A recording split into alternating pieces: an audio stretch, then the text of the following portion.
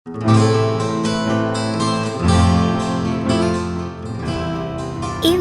Inspirasi Sabda Gereja Kristus Raja Paroki Bajiro. Bapak, Ibu, saudara-saudariku yang aku kasih, berjumpa kembali dengan Insap, Inspirasi Sabda Gereja Kristus Raja Paroki Bajiro, Yogyakarta.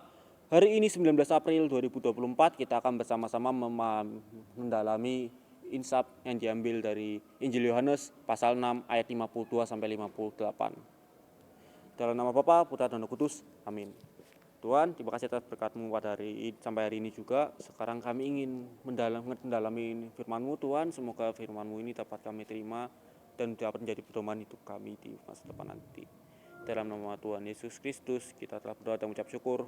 Amin. Dari Injil Yohanes pasal 6 ayat 52 sampai 58 berbunyi demikian. Orang-orang Yahudi bertengkar antara sesama mereka dan berkata, bagaimana ia ini dapat memberikan dagingnya kepada kita untuk dimakan? Maka kata Yesus kepada mereka, Aku berkata kepadamu, sesungguhnya jikalau kamu tidak makan daging anak manusia dan minum darahnya, kamu tidak mempunyai hidup di dalam dirimu. Barang siapa makan dagingku dan minum darahku, ia mempunyai hidup yang kekal, dan aku akan membangkitkannya pada akhir zaman.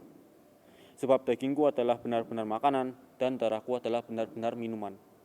Barang siapa makan dagingku dan minum darahku, ia tinggal di dalam aku, dan aku tinggal di dalam dia. Sama seperti Bapakku yang hidup mengutus aku, dan aku hidup oleh Bapa. Demikian juga barang siapa yang makan aku, akan hidup oleh aku. Inilah roti yang telah turun dari surga, bukan roti yang dimakan nenek moyangmu, dan mereka telah mati. Barang siapa makan roti ini, ia akan hidup selama-lamanya. Demikianlah Injil Tuhan. Terpujilah Kristus. Jadi pada Yohanes pasal 52 sampai 58 itu menggambarkan momen ketika orang-orang Yahudi itu bertengkar dan juga merasa bingung baik dengan pernyataan Yesus tentang memakan dagingnya dan juga minum darahnya. Maka dari itu mari kita simak lebih dalam mengenai kesalahpahaman ini. Jadi ketika Yesus menyatakan bahwasanya mereka harus makan dagingnya dan minum darahnya, orang-orang Yahudi itu tentu terkejut dan bertanya-tanya, bagaimana mungkin hal ini bisa terjadi? Sebenarnya mereka itu memahami pernyataan ini secara harfiah, bukan secara rohani, Ini semua ini digambarkan secara harfiah dan terfokus pada aspek fisik, bukannya secara rohaniah. Hal ini tentunya merupakan hal yang wajar sih, mungkin saja kita juga salah tangkap juga seperti mereka. Karena personal sih, waktu pertama kali mendengarkan ini juga terdengar aneh juga buat saya. Tapi sebenarnya maknanya itu bagaimana sih? Jadi Yesus itu sebenarnya berbicara dalam wujud perumpamaan. Tujuannya itu supaya mudah dipahami, karena sabda Tuhan itu sebenarnya bisa dibilang agak rumit dijelaskan dengan kata-kata, sehingga pada saat itu Yesus menggambarkannya dengan sebuah perumpamaan. Tujuannya supaya dapat dipahami. Nah, jadi maksudnya makan dagingnya itu sebenarnya menerima pengorbanannya untuk dosa kita, dan minum darahnya melambangkan penebusan dan keselamatan yang diberikan melalui kematiannya.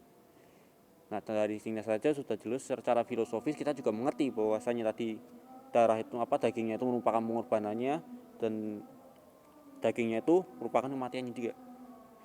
Jadi pernyataan tentang iman dan hubungan pribadi dengan Yesus bukanlah tentang mengonsumsi secara fisik, tapi menerima Yesus baik darah maupun badan tubuh Kristus.